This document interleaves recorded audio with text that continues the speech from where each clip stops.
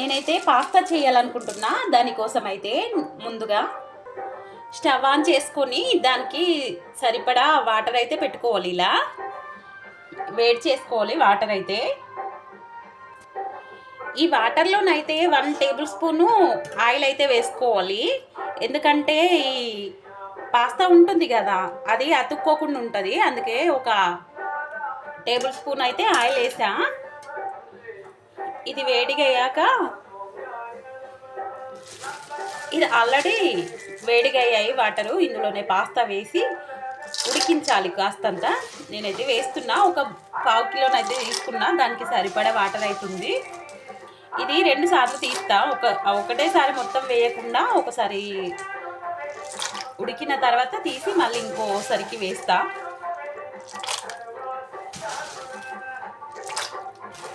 చూడండి ఇలానైతే.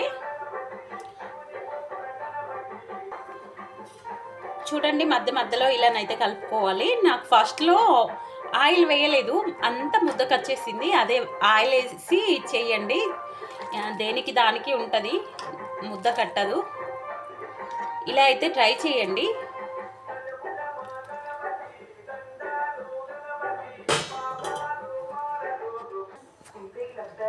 ఇలానైతే మధ్య మధ్యలో కలుపుకోవాలి, లేదంటే ముద్దకొస్తుంది. ఇలా అయితే మధ్యలో మధ్యలో కలిపిన తర్వాత ఒకసారి చెక్ చేసుకోవాలి ఉడికిందా లేదా అనేసి.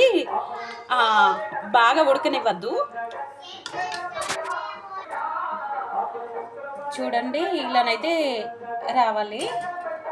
ఇది ఆల్రెడీ మెత్తగా అయిపోయింది, సరిపోతుంది ఇలా. ఇది ఇప్పుడు తీస్తే అయిపోతుంది. చూడండి, దీన్ని ఇప్పుడు తీసి పక్కన పెడుతున్నా.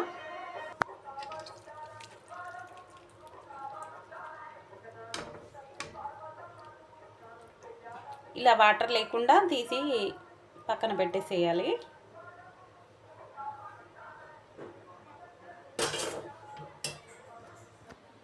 చూడండి అతుక్కోకుండా ఈ విధంగానైతే వచ్చింది. ఇవి ఉడికాయి ఆల్రెడీ. ఉడికాయో లేవో అని అనుకున్నారు, ఉడికినాయి. చూడండి ఉడికినాయి ఆల్రెడీ. మిగతాయి కూడా వేయించుకుంటున్నా.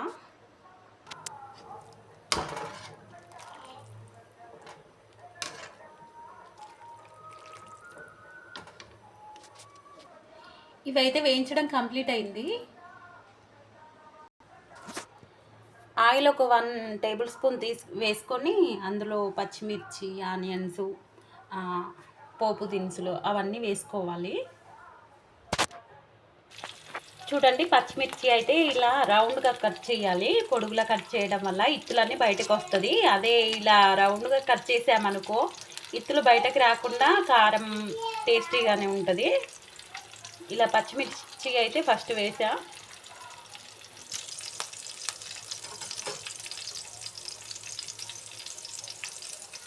పసుపు కాస్తంత,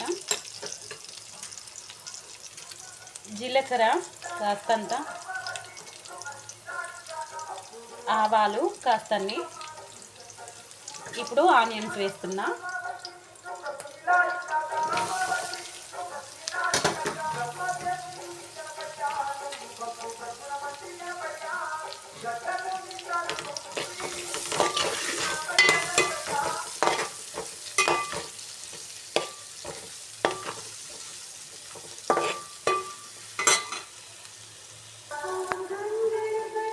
కొంచెం లైట్గానైతే అల్లం వెల్లుల్లి పేస్ట్ అయితే వేస్తున్నా.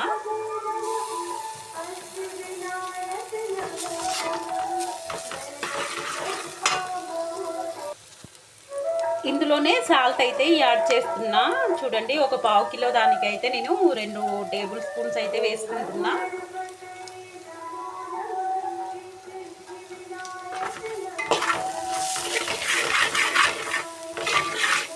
అందులో ఆల్రెడీ పాస్తాలో కొంచెం సాల్ట్ ఉంటుంది కాబట్టి 2 వేయలేదు, 2 కొంచెం తక్కువ వేస్తా.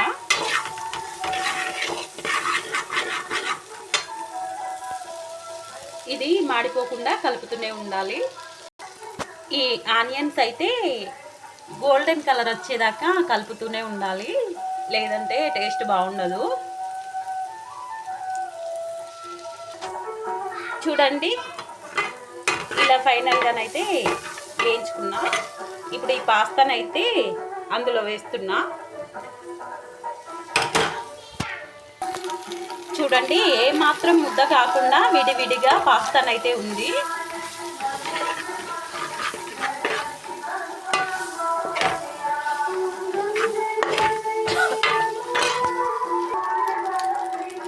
ఫైనల్గానైతే కాస్తంత కొత్తిమీర పొడి అయితే వేస్తున్నా. టేస్ట్ కోసం కొత్తిమీర ఆకుంటే అది అయినా యాడ్ చేసుకోవచ్చు. నేనైతే అది లేదు, అందుకనే కొత్తిమీర పొడి అయితే వేసా. చూడండి,